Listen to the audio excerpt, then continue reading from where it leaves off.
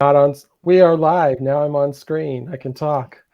Hello, and welcome to the Community Manager Live. I'm David Dewald, Community Manager at Sienna.com and the media guy for the CommunityManager.com. Each week, we bring together professionals, community professionals, to talk together to discuss a topic suggested by our audience. If you would like to chat along with us today, you can join us on YouTube, Twitch, and Facebook, where we can pull your questions and chat messages right on stream and then answer them live or discuss what your comment was. If you prefer to just watch or listen, you can do so on Twitter or LinkedIn. And you can find links to all of that on thecommunitymanager.com. And that's all I've got to say for now. Let's bring everybody up. And what we'll do is we'll go around the horn and we'll start with Tim McDonald and we'll say who you are, what you do, and where you do it. Well, my name's Tim McDonald. Still trying to figure out in this world what I do. I'm just kidding. I kind of know, but it's always why I love community management. It's always a learning experience, even though I've been doing it for 15 years now. And I'm based in Tampa, Florida, and I work with Homeroom.club, which is a company that helps with technology and services for companies looking to implement communities in their business. Jillian? Sure. Hey everyone, I'm Jillian Betlick. I am Director of Community Docs and Education at Zapier. I've been in community for 15 years now, actually. I keep forgetting it's been that long. It's been 15 years. I too am still trying to figure out what I want to do when I grow up. But, you know, it's probably community. And I am based in Litchfield, New Hampshire, where the weather cannot make up its mind because it is that weird in-between seasons. So happy to be here. Thank you for coming. Morgan?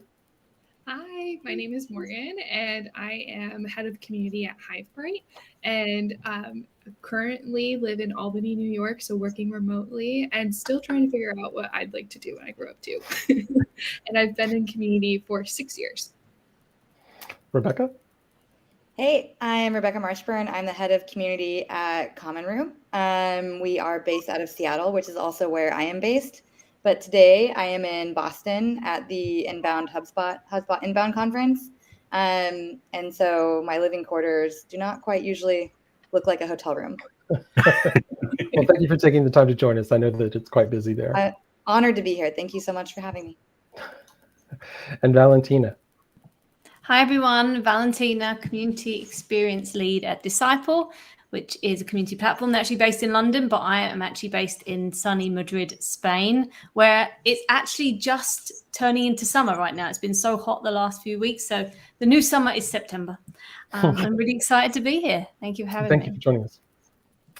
Glad to have you as I lose my voice. All right. What we'll do is we have a series of questions for these people. Today we're talking about learning from your community. I guess with your community as well is okay. The questions will appear above our heads. That's mostly to keep us on track. And sometimes I'm long-winded and I'll forget what I was asked to begin with.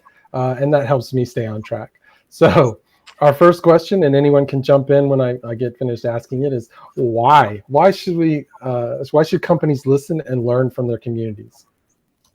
I feel like we need like a buzzer or something, like me. So this is something I've been super passionate about because like I'm a data nerd. I freaking love data, and community is so exciting to me because a lot of times when it comes to listening to customers, we tend to ask a lot of leading questions. We ask things like, hey, here's a list of things we want to do. Can you rank the priority? And that's kind of leading. It has a lot of bias. Or we put up a whole like, hey, can you give us suggestions? And again, it's very biased. Community lets us actually just listen quietly without putting any bias, any thoughts into our customer's head. We actually just get to listen so quietly and get tens of thousands, if not millions of data points back at us about what resonated or what trends are we seeing, what observations are out there. And this has been like the thing that across my entire career I have loved doing, like trying to be that canary where we get to hear things before the rest of the company even knows that it might be a problem, or maybe it's something customers really want. And that's why, when I talk to companies and they're like, oh, should we have a community? if you can do it right in a way that allows, no bias and really supports your customers and lets them speak freely, it is so powerful. Anyone else? Yeah, I can just follow on from that. Like what I do on my daily basis is I lead the community of people building communities with our platform. So without our community, like the support element is almost there. And that's literally why I joined this industry, was to learn and listen to people and help them solve problems. And because our customers are building communities using our platform and our community is in our platform, I'm learning from them because they're also using the platform. I know that's a lot of using the same words in one sentence, but you can see where I'm going with this. So it's super important, if not essential, to listen and learn from your community. And if you're not, then you need to re-look at your strategy, because there's so much potential there. And what your customers will say, sometimes it's not necessarily the nicest things, but that doesn't mean that those learnings aren't important for the growth of your company, product development. I mean, it covers so many different parts of the business. So yeah, it's just a no-brainer for me. I don't know if anyone would agree. Yeah, No, I I totally agree. Oh, you Go ahead, Rebecca. No, you're up there. This is how it goes on these shows, right? You're like, oh my gosh, and then you're like sitting on your hands. So I think there's so many reasons, like Jillian and Valentina had just brought up, right? Where it's like, it's that ability to deeply listen, it's ability to get that user feedback so you can build better products and experiences faster based on what you've been hearing and what you're listening to actively. And so, and there's like, you could talk about it from so many different functions of the organization. Like the success teams want to know what questions users have the most so they can make the most relevant educational materials. The support teams want to know who have unanswered questions, who still doesn't have a reply across all of those different inputs or data sources or community platforms where your community members are interacting with you. The marketing team wants to know what content is resonating, who is already creating content about them, and then how they should amplify those folks, whether or not they should be, maybe they want to get more deeply involved in local community meetups, or maybe they want to have lightning chats and lightning talks. And you can be able to host them and help them amplify their own expertise using your products or services. The sales and revenue teams, which I think a lot of times we think sales might be a dirty word, but like if sales is doing their job correctly, it's because they are matching people who want that value out of your product or experience. And they are then saying, we have this product that would deliver you this value. And so that's what they're trying to connect, right? They're not just trying to be like, hey, give us money for 6 months and then go churn as a customer. That doesn't help anyone. So the sales team wants to build community in terms of being like, who are the right people showing up in our community that would actually get value from our product, and we can have contextual conversations about them. So I can I want to go so deep into all the reasons why you should. So I guess my question would be like, well, why shouldn't you? And if you do not have a reason why you shouldn't, and there are reasons why you shouldn't, if you or your company or your organization says, we're actually not going to invest time in this, but we want to have a community, then I would say you're not ready to do it. Or I should say you already have a community. They're already talking about you. Whether or not you want to show up for them, if you're not going to invest in showing up for them, then that might be why you shouldn't. Because once you open up that dialogue or that trialogue or that quadruple log and you don't show up there, then that's actually a way, I think, to lose trust and to have customers churn, or to lose that sense of brand fidelity, right? And so there are reasons why you shouldn't, but you should be asking yourself, well, why shouldn't we? And then should we be addressing those reasons about why we shouldn't? Because there might be a bigger foundational issue there. If you're like, we actually don't want to bring in conversations with users that are like real time and actionable and have open up dialogues between all of our different teams who would benefit from being in closer contact and understanding what those, deeply listening to what those users or prospective users or just company fans, how they want to interact with you. So if you have reasons why you shouldn't, then I think that's another thing to look at, or another way to approach that question. Absolutely, Rebecca. And to add to that too, community is really such a North Star for, I think, any company, no matter the industry, because you get that feedback instantaneously and it's authentic, like Jillian said, where you're able to really hear what the experience is for members, and then really adapt quickly, hopefully internally. And then if you're not able to adapt quickly, like you said, Rebecca, you need to then scale back and see how you can then address those concerns that your members are bringing up. Yeah, I got to say, you two were so on point. The bottom row just looked like bobbleheads in a car. All of us were doing this at the same time. It was fantastic. Fantastic. All right, so next question. Well, can I just throw in one other thing, David? No, yeah, go ahead. I don't think it was brought up, but and I think this was touched on, but why companies should listen and learn from their communities is the bottom line is if you're doing it correctly, and everything that's been said already is you can save yourself a ton of money. Yeah. It's really that simple. I mean, if you're using it effectively, if you're tying it into the other departments in your company, you can see we heard sales, we heard support, we heard, I mean, I didn't hear anybody even talk about employee retention or recruiting employees or,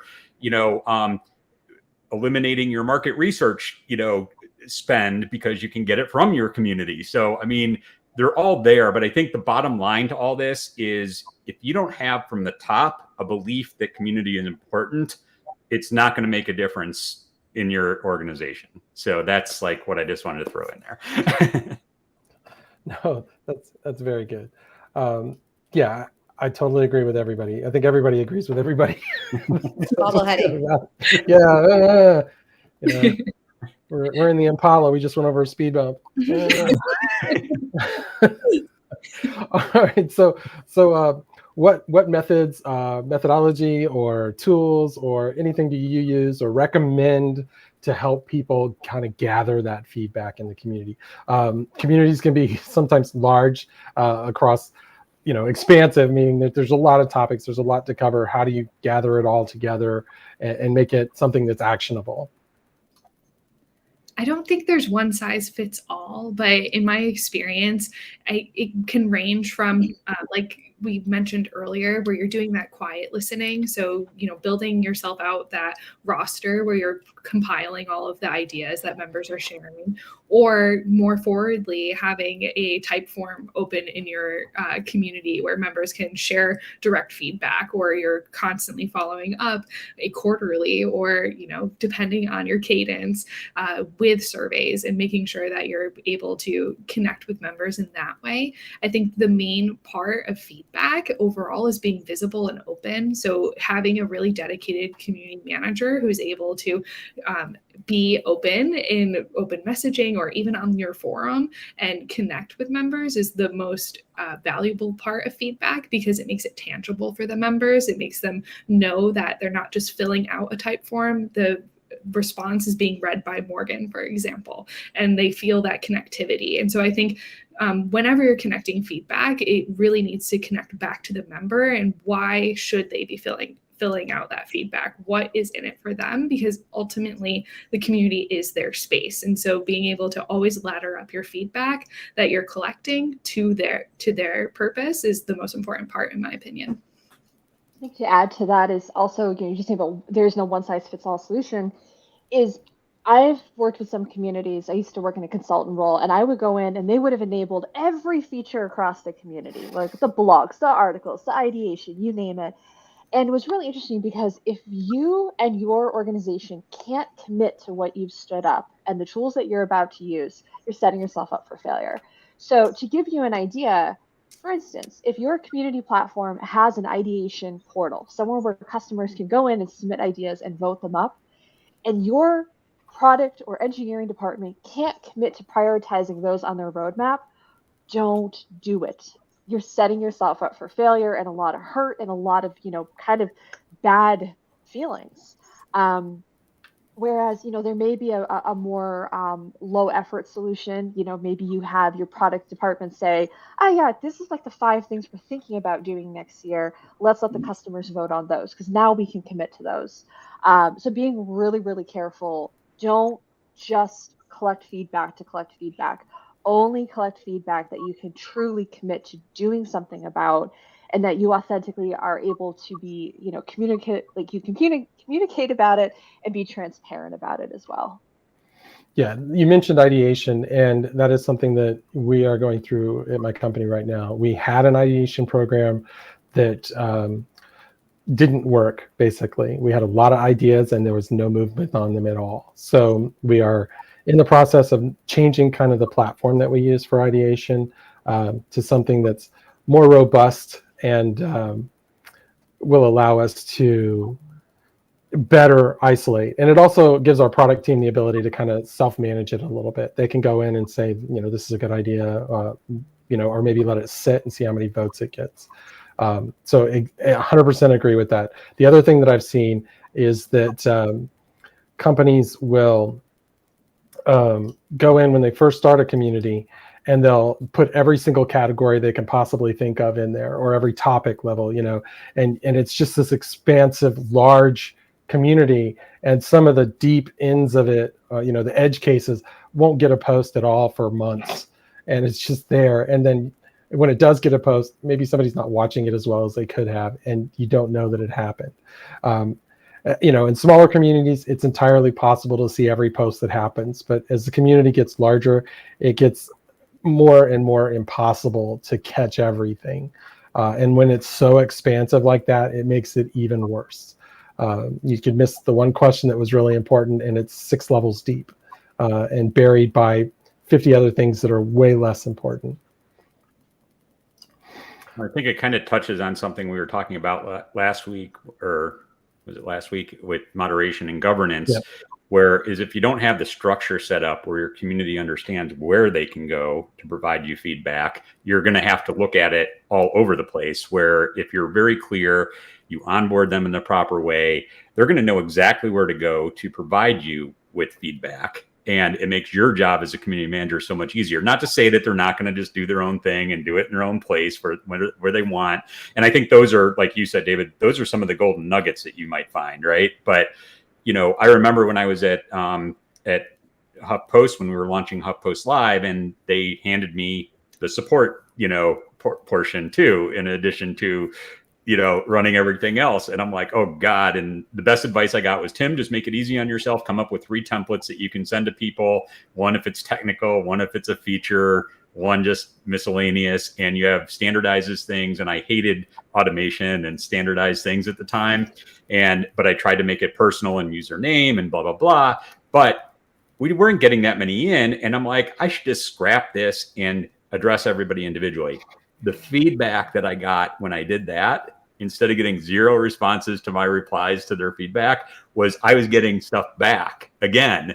And those were where that was underneath what they were just asking for, which was the real gold that we were looking for. And so sometimes it's just like testing and experimenting what's working, is a great way to get some feedback too.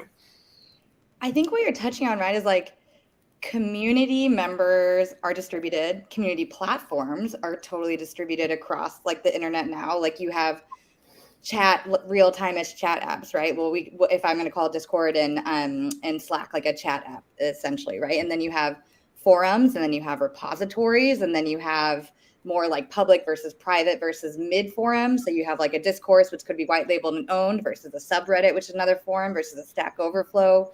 And then you have that customer feedback or question support mechanisms like the intercoms, and then you have the content media places like YouTube's. And it really depends how community members, people just want to interact differently, right? And they want to consume their information differently. Some people want to be more quiet. Some people want to be more actionable. Some people want real-time chat. Some people are like, let me search like I'm going through the file cabinets at a library, and that soothes them. And so then you want to meet them where they are in terms of, so it's like, what methods do you use to gather community feedback? And hopefully it's like, well, whatever methods my community members feel best at giving feedback. I think, Tim, that's what you were saying, right? You were like, they felt best about giving feedback when they got a personal like invitation or acknowledgement from me.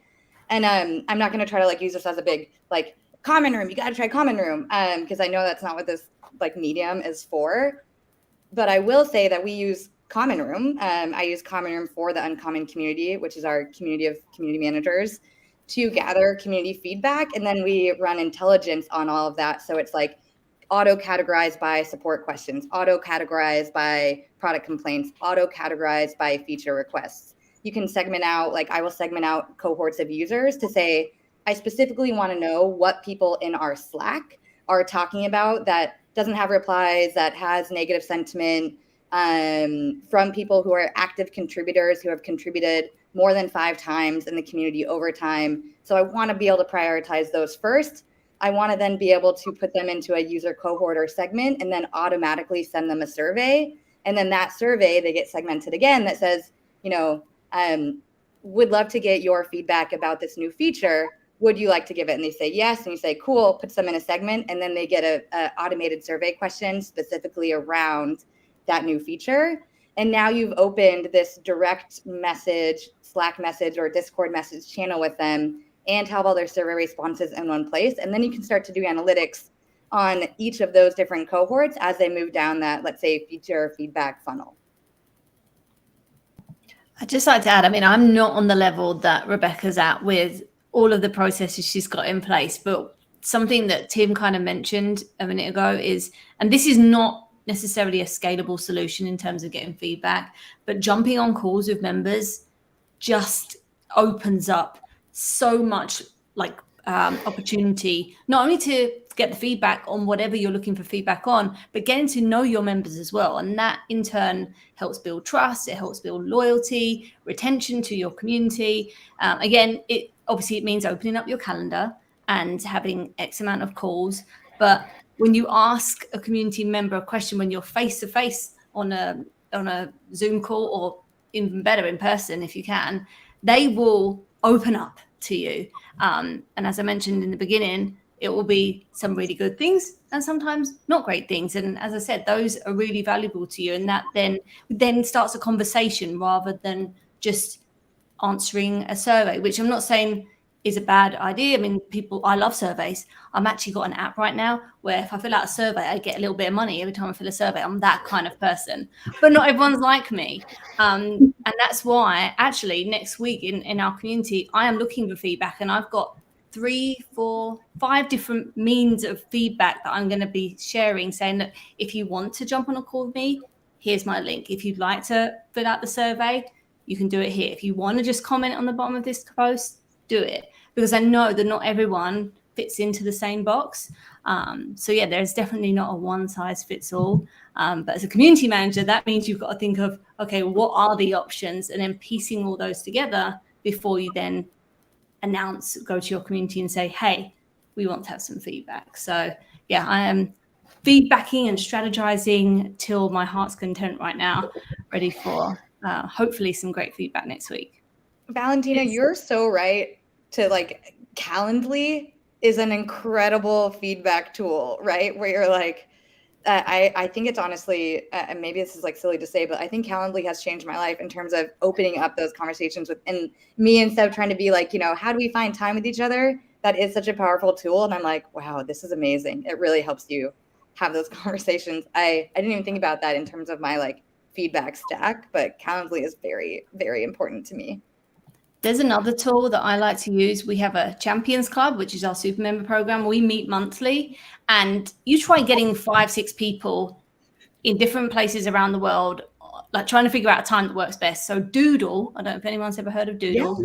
You can basically put in the times that you're available, and people select which one is best for them. You choose the time that is most voted, and then that's your time. That's saved so much time trying to figure out, are you available this time? What about this time? This date? So yeah, Doodle is saved my life too. And adding to the tech stack too, Loom is also really incredibly helpful for members who are looking to give you quick feedback on anything in your community, or you helping them with any issues as well, and following up on feedback. So being able to show, what improvements you made or what contributions, how their contributions are being folded in, being able to really have your face on the screen with whatever you're showing them is also really powerful too. Now, kind of flip all on its head though. I mean, like I tend to manage very large communities. Like I've worked on communities that had millions of members. So the idea of jumping on a Zoom is paralyzing. I'm like, I'll be done sometime in like 3,100. You know what I mean? Don't discount though the power of feedback that comes from people who don't even know they're providing feedback. This is one thing we see a lot in Zapier community, where we listen very intently, and every single week I ask my team, did you notice anything? Did you hear anything? Is anything like hitting you going, ugh, that doesn't feel right. I think we're about to have a problem. And then we react to those. And then every single month in our monthly business review, we actually surface those back up to the organization and say, hey, we noticed this. We think this is about to be a problem, or we think customers really want to see XYZ. And that's just done through data. Again, I am a data nerd, so of course. And that's just simple, like before anyone goes, oh my gosh, like, how do I do data? Just pulling a list of what topics you saw this month and going through and looking for common terminology, looking for where were people posting, what was getting a lot of views. Those slices and dices tell you everything you need to know from the quiet listening perspective. And then it also helps you dial in, what in-person conversations do I need to have? Like that person who started that conversation that was like, and it sparked this huge, fiery debate. That might be a good person to talk to, because now they can bring perspective that maybe you didn't get throughout that entire debate. Oh, that's a really good segue to our next question. So I'm gonna bring it up. Perfect. Thank you for that. I'll send you the $5 later. So what happens when you discover that your community has value in a way that you didn't anticipate? Just like you were saying, maybe you get a feeling that something is up in the community, or that there's some unrest that you kind of sense is about to break through into something bigger. What do you do when that happens? What processes maybe do you have in place for those kinds of things? I think I'll jump in here first, because I started off my career in a support community. So I had trial by fire. I have never gotten to have the perspective of my community maybe having different type of value. Like I've literally always been like, yes, I'm getting inundated with feedback. But I've worked in a lot of communities, as a consultant at certain times, where they went in thinking, oh, my community is going to be for people sharing best practices and ideas and networking with each other, et cetera. And that was the value they thought they were going to get.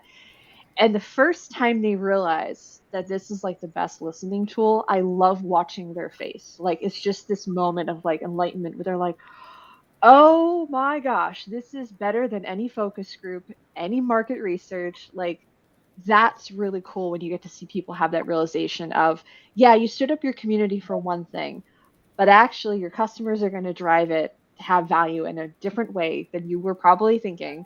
And that's okay.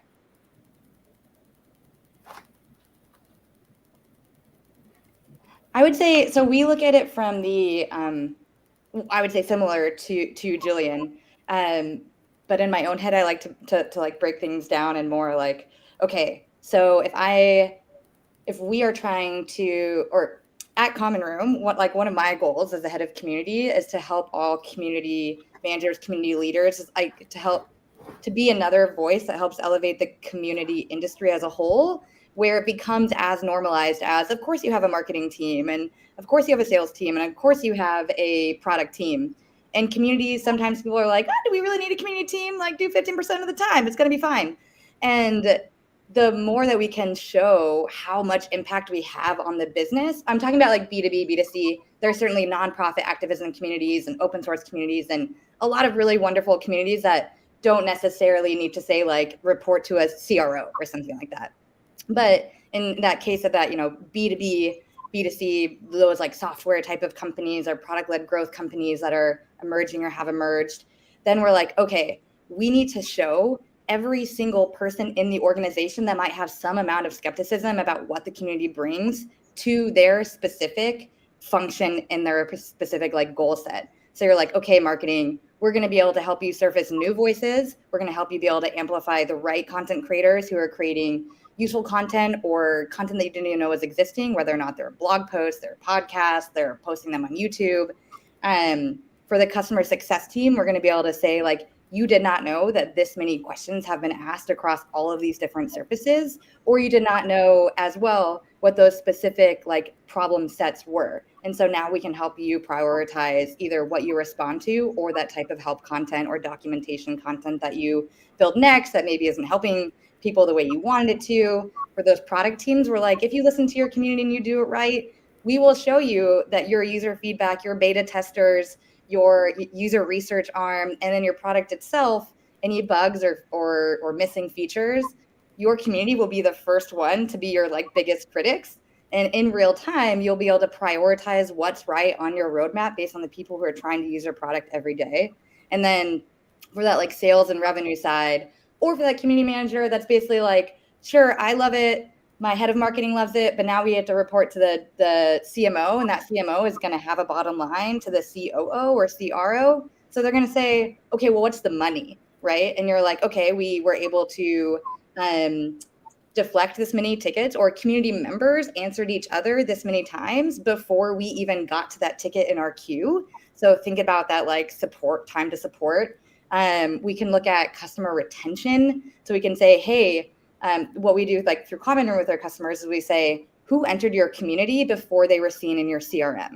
And so, and then at what product usage are they? So let's say someone is in your community and they are on the Pro plan. Do people who are on your community, in the Pro plan, actually move to a enterprise plan or a higher tier plan faster when they are in your community? And with our customers, we've seen that indeed they are able to start to show that straight A to B line, where you're like, this person showed up in the community before they are in CRM. This person was on a Pro plan before they up leveled to a higher plan, and they did that in a faster time. And these people in the community, like, this is how they're either getting their needs met faster or just becoming closer to your brand and your organization. And so it's those moments that we want to draw those lines and then end up being able to empower the community manager all the way up to the VP of marketing, all the way up to the CRO to say, fine, if what matters to you is directly the bottom line of the cash, we can show you how people in the community actually are a faster path to that value building of the business.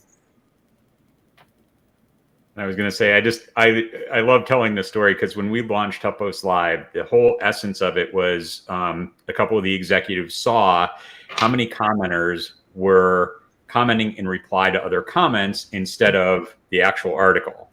And so they had this concept of, instead of sending reporters out to interview people, let's bring the conversation with our commenters with the host on air.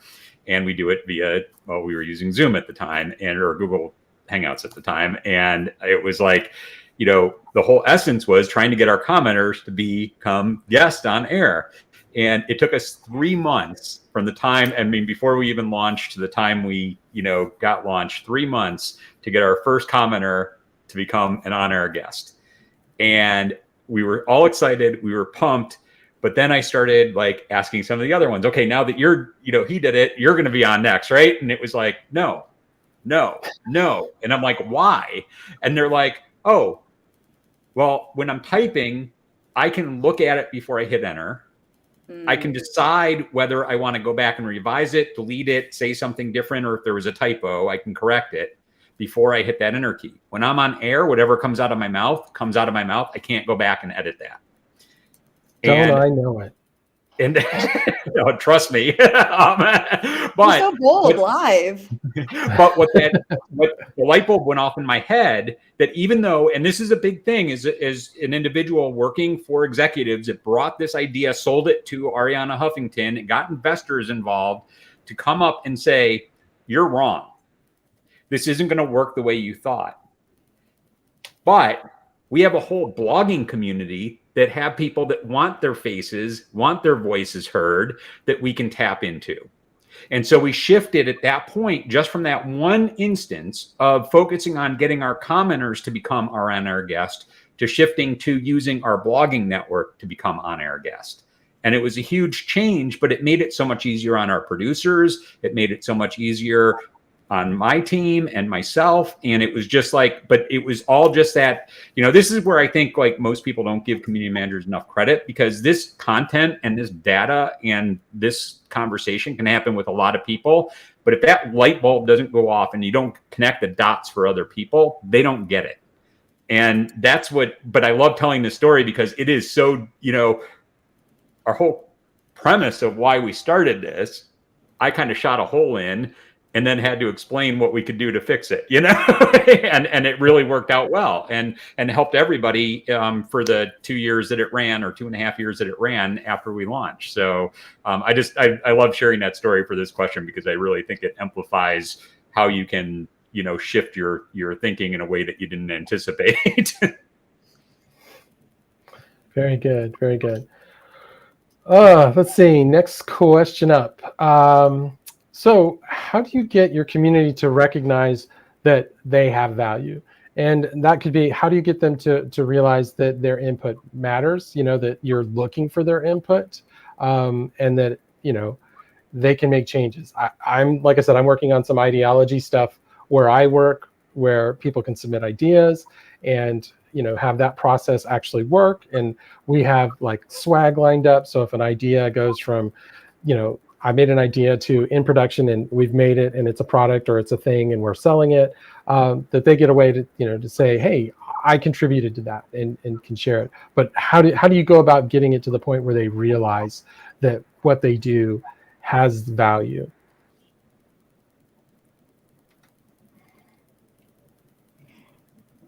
I would say I would probably similar to what you're doing. I was like, yes. And I wish there was like little, you know, those little reactions you can put, like party hat or like 100 or like same. Oh, yeah. Yeah. So party hat and 100 and same to what you just said. Oh, amazing. We can do it too. It was a great idea. The audience loved it. So. Loved it.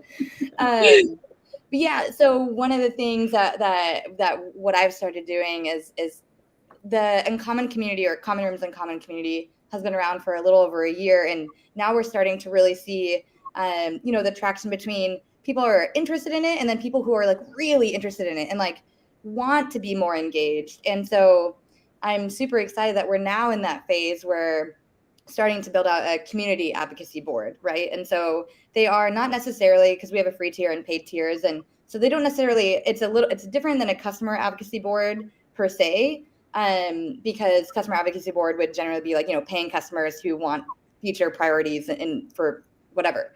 And so on the community side, we're like, hey, we want to do two things. If you really love using our product, then absolutely, we also want to hear from you in that sense. But the community advocacy board is meant to say, like, you're often contributing in our community, whether or not it has anything to do with the product or just the practice and community strategy overall. And so we want to recognize you in terms of inviting you into the smaller group to say, can you, how do you want to see the community evolve? So not only start to have some say in, or, you know, access to our product teams and say, hey, what could we build next in terms of you being a user of our product?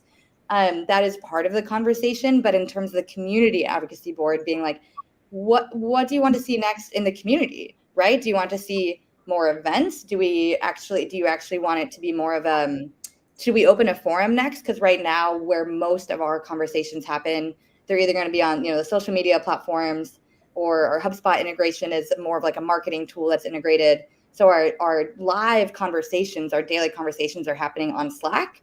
But like we had talked about earlier, not everyone necessarily wants to interact in Slack, right? And so with that community advocacy board, we want to say, like, what is most important to you next? And whether or not that's another community platform that we open, because maybe you're saying, hey, we actually want to be able to have a forum-based community as well. Or maybe that's different types of events. Or maybe that's people saying, I want more like mentorship programs where I can either be a mentor or a mentee by someone who's been in the community space a lot longer.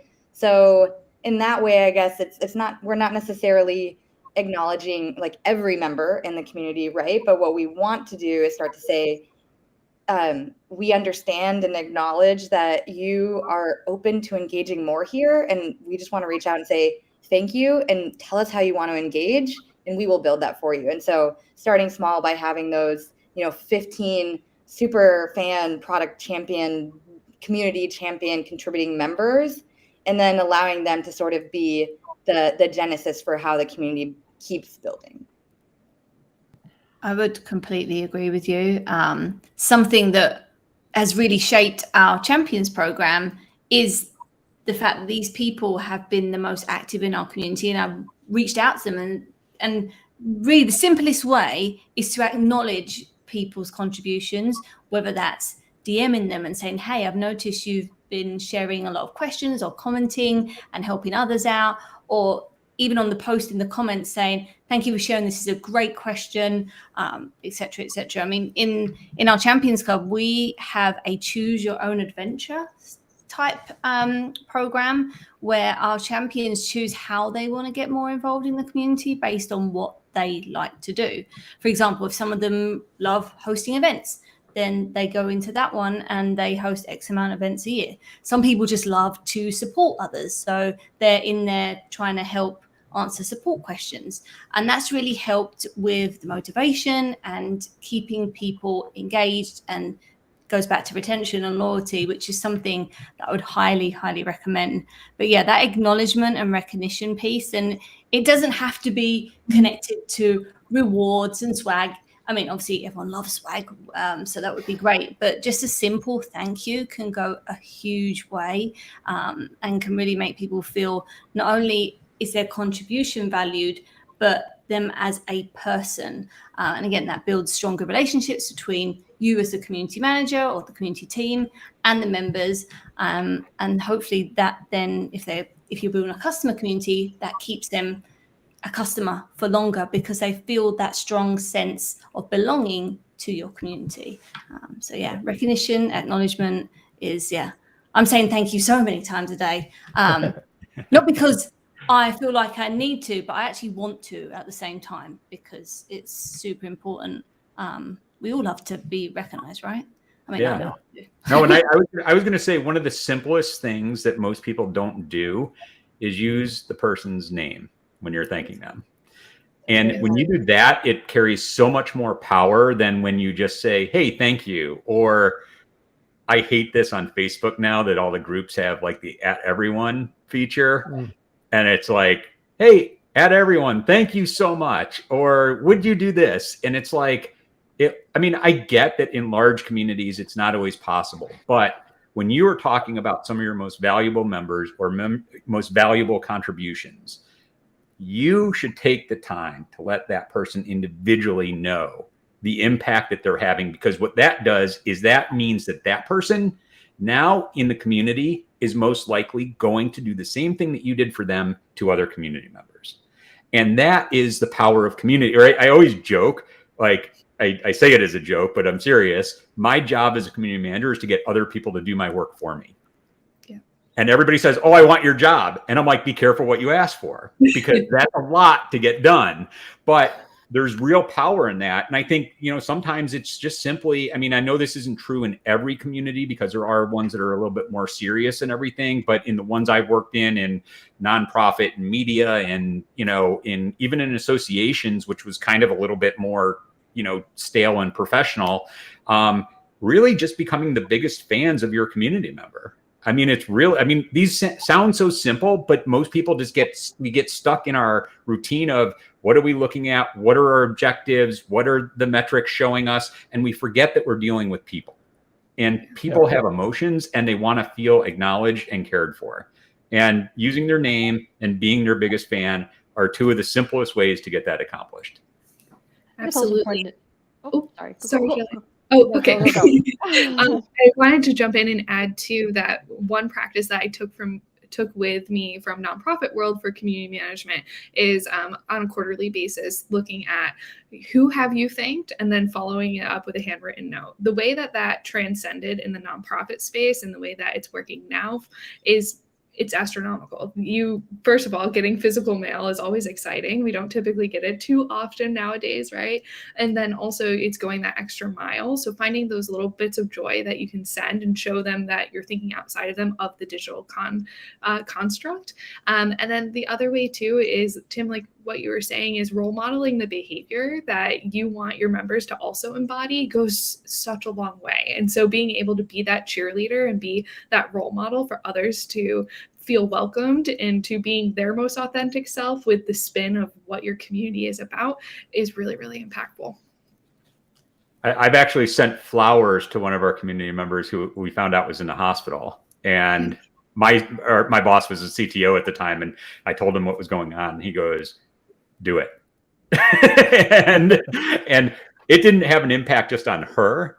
It had an impact on all the other community members that were friends with her, that knew that she got those from us, and that we cared that much that we went out of our way to learn where she was, how we could get them to her. Because a lot of times we didn't know the people's real names. They all had pseudonyms at the time I was there. And so it was like kind of back channel information to try and find out all this and get it. But yes, you're right. When if we really think about it, this gets into kind of the customer experience, but it's a community experience, right? It's like, what do you want your community to experience? And if you can do those little things, they don't cost a lot of money. They don't take a lot of time. They don't take a lot of effort.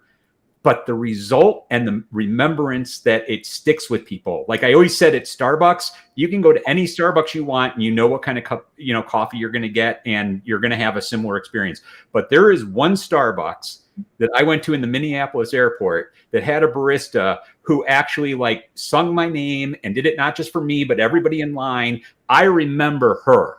I don't remember every other barista that I go to at a Starbucks, but I remembered her. Now, if you can do that in your community and kind of, like we said, kind of replicate that behavior among your community members, that is like golden. And this is like so simple. We don't need to, spend a lot of money or time on this. It's just like little things that go above and beyond what people expect. That's what people remember. Can I want to say that, so a lot of times I think as community leaders and managers, we talk about rituals, right? Something you do either daily or weekly or monthly, and those can be different things for different communities. But I'm so inspired by all of you right now. I wrote down in my little like sheet note where it's like, oh, before we leave for the weekend, right? Because a lot of people in the Uncommon community are community managers, so they're probably working on the weekend, but not necessarily going to be online the whole weekend.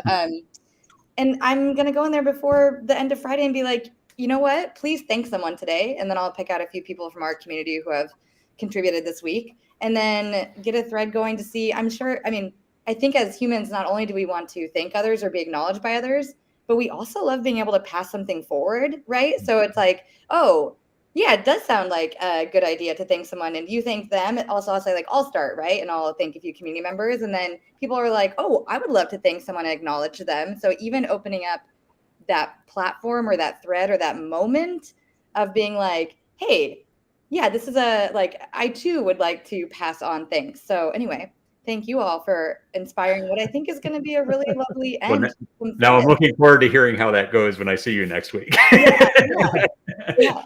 I have one thing to add, actually, just on that. Did everybody know there's actually an International Thank You Day, an annual celebration? It's on the 11th of January every single year. I'm a big kind of like National Day thing. Not that you should be close to CmG every day. But yeah, just a fun fact there to put into your content calendars. January 11th. Very good. So I'm a big fan of the thank yous. It's in the documentation that we use to train people in using the community, and if they do blogging, how they respond in comments. I always say thank you first, and then whatever you want to say after that. Thank you for your question. Thank you for your comment. Thank you for calling me whatever you just called me. I disagree. But just say thank you. That's my big thing is thank you for everything. And, by name, thank you, your name. And with our platform, that does two things. One, when you mention somebody, they get an extra email that says somebody mentioned you. There's that plays into it. But I'm a big thank you guy. I'll be saying it at the end of this to you guys for joining me, probably 3 times because I always mess up and do it a couple times. But absolutely. We've got maybe 5 minutes left. I've got one question, and it can be big or little. We're going to skip over a couple questions and grab this one. And do you have examples of or a story of leveraging learning from your communities that kind of really paid off? And you all have just done a bunch about that. And there was so much stuff. You guys talked for so long, and you said so many good things that there was stuff that I wanted to say that I won't say because it was so long ago.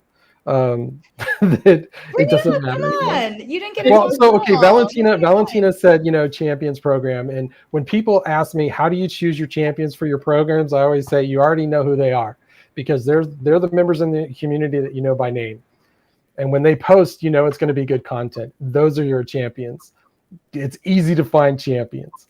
Just the people that are in there being active and you know them by name, and for good reasons, because there's some people in the community you might know by name for bad reasons, but that's for sure if you're a gaming community manager. But yeah, absolutely, your champions. It's just a matter of formalizing it and making sure that they're done. But do you guys have any good stories or good examples of leveraging learnings from your community? And I don't necessarily mean for the community, but stuff that you've internalized into the company. Tim had an example where the community said, no, we don't want to be on screen because I can't be thoughtful in the moment. I'm going to say something dumb is what their fear is. And trust me, you'll get over that fear. I do it every week. I say something dumb on screen live, and I can't go back and edit it. So anything at all like that from any of you? I'll take any story. I can start. We had feedback from our community. Started with our champions, and then I went into the main community to see if anyone else felt this way. But they wanted us to be more transparent with what we were working on at Disciple. And I started thinking, okay, how can we do it? I spoke with our champions, and what we came up with was a dedicated group that we've called Research and Releases, which is serving two purposes. It's asking for more feedback on things that we know that we're working on. We share prototypes and things like that, but also releasing what has currently been shared on the platform. That's come out on the platform very recently. And people love that. They love to know what's happening because, as community managers, we want to know what's the newest feature so we can then strategize around it to then implement it into our community. So, I'm super grateful for my champions coming to me and being like, this needs improvement. And at the time, I'll be honest, I was like, this is awful that we're not being transparent enough, but we've been able to turn that around. And just by adding a simple group where our product and our tech teams are in charge of, sharing those announcements and allowing people to comment and get feedback on that has done so much for our members and their communities, but also brought together our community because they feel like they're part of the team, which is something that I really the relationship between us and our customers should be so strong, and that's what's happened as a result of it. And there's a very delicate balance about being transparent because there's going to be stuff that your company doesn't want to talk about that may be coming, that maybe for industry reasons, maybe it's a breakout new product that they don't want out there. I am a firm believer in NDAs for community members or for champions specifically, champion programs, so that you can share some stuff. I've even in the past seen situations where marketing has gone to champions in a community and said, hey, we're gonna try marketing it this way and this way. Which one kind of do you like better? And that's a huge thing. That's corporate marketing, asking customers ahead of time, which one do you like better? They obviously don't want that getting out and getting anywhere. So it's a very fine balancing act with that kind of transparency. But I feel like NDAs with champions is a good way of giving them some extra value. They get some sneak peeks into what's happening under the hood. And sometimes it can help them prepare and be ready for when the community starts talking about these new features. They're already ahead of the game and they can help answer questions and those kinds of things because they've already been exposed to it. Yeah, for sure. I think what a great you go, Morgan. I was just going to say, David, that is such a great way to when working in community, I'm always thinking about the ways that we can elevate, right? So how do we uplift members and show them that their contributions have that meaning? And NDAs is, I think, although very, forwardly in business, we're like, okay, this is a practice. We have to do this in order to protect our assets. But for a member who maybe hasn't had that experience in your industry and hasn't been able to be uplifted in that way, being able to fold the NDA also into an educational experience gives that extra edge to that programming so that your members are seeing the value for what it is. It's, yes, you have this NDA, but also now you're going to be having this conversation with product and you're going to meet with our developers and you get to work with marketing, and being able to really surface that in that NDA and really make it community versus corporate is another great way to really uplift your members too. And that just inspired me in a new way. So thank you for that, David. Yeah, no problem. And just for NDA, non-disclosure agreement, in case anybody's unsure. And I think sometimes it's about just, giving your community a little, not everybody, but maybe the most, engaged members, whether it's your super users or, champions or whatever you want to call it. And sometimes it's just a smaller group of people that you want to invite in, but just kind of giving them a preview of what you're looking at doing and getting their feedback on it. And when I was at HuffPost, it was like, if anybody was in New York, I would invite them to come in and give them a tour of the studio. And if they had a favorite host, I'd make sure that they came in at a time where the host knew that they were coming, wouldn't spend more than like 10 seconds with them to say hi and maybe get a selfie. But that was the only thing that I would do, was just make sure that they got to see that host that was their favorite person, get a look behind the scenes. And now all of a sudden what they saw on this little screen that we're seeing here, everybody got to see what was in our production studio in New York City. And it was like, that value is so important. But I've seen that done with, when I did it for a nonprofit, we had a social council, right? Like about 12, 14 people that were all like social influencers and helped us with our campaigns. And we just had meetings with them. The campaign was already done. But what we did was have a meeting with them to go over it, get their help, get their feedback. We maybe tweaked it a little bit, but they just felt like they were part of creating it now, instead of just being given it. And that little nuance is so powerful that I think, like, I've taken that into everything that I do now. It's like, how do I provide that, whether you want to call it behind the scenes, being a part of your team, but without having to give up too much, or give up, too much that your company doesn't want you giving up, to just let your community feel like they are actually part of what you're creating. You're not giving them something, they are creating it with you. I love that so much, Tim. And that's the transformational experience too, is being able to bring your members into that fold and really help them grow their skill sets. One thing with any champions program, I think a piece of advice is just to figure out, when you're onboarding them, what are their goals? What are their interests? How can you help in your position as a community manager or builder to help them grow as members? Because that affinity and that bond that you'll create is next to none anywhere else. Well, I think that's a good place to call it a show. Any other comments, last comments before we go? I was just going to say, I get so jazzed on this, and so I get really talky, but I was going to be like, Julian, do you want to share a story so I don't like talk over it? No, nothing. Okay. Very good. I want to thank our guests for joining us today. Thank you to our audience. If you enjoyed this, please like, subscribe, follow it. You know what I'm going to say. Like, subscribe, follow everywhere that you want us to do that. I would appreciate it. YouTube would be great. We're trying to get enough so we can actually have a customized name, but that'll be fine. If you would like to be a guest on our upcoming episode or have a topic you would like to cover, please head over to thecommunitymanager.com, click About Us and the Contact Us page.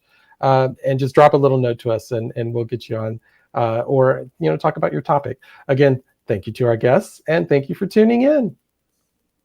Thank you. Thanks all. Bye, everybody. Applause sound.